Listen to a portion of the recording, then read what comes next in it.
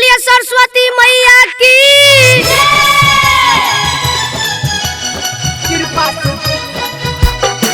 Singing by Abhinandan Raj. Abhinandan Raj.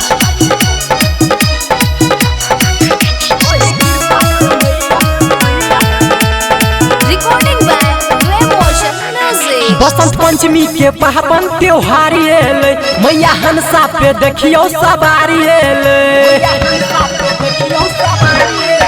Basant Panchami के पावन त्योहार एले, मैया हंसा पे देखियो सवारी एले। शोभे श्वेत रंग साड़ी कहबे ब्रह्मा दुआरी, यहाँ शरण में शीश झुकाबै छी, झुकाबै छी, झुकाबै छी।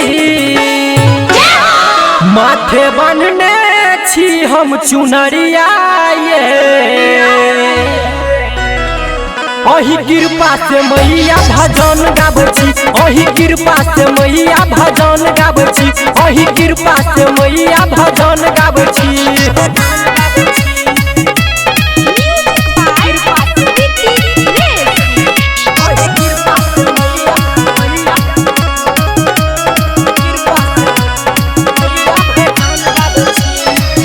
ज्ञानी के देवी मैया अही कहाबै छी, अपना इशारा पे जननी जग के नचाबै छी।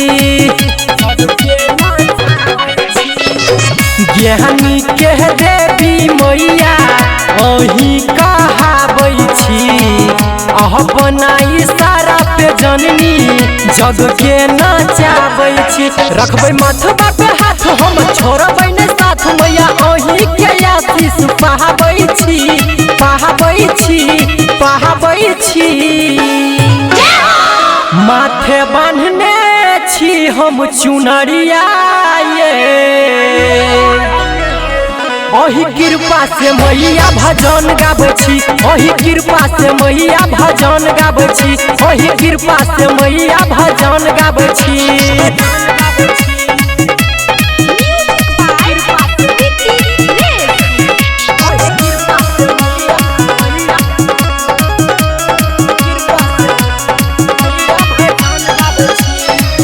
कमल आसन पे मैया अहाँ बिराजै छी, सब हक जिंदगी जननी अही सवारै छी।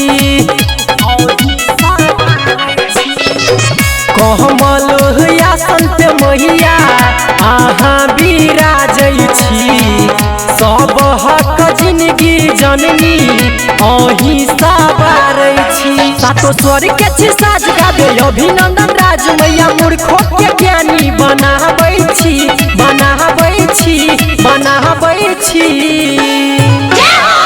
माथे बांधने छी हम चुनरिया ये,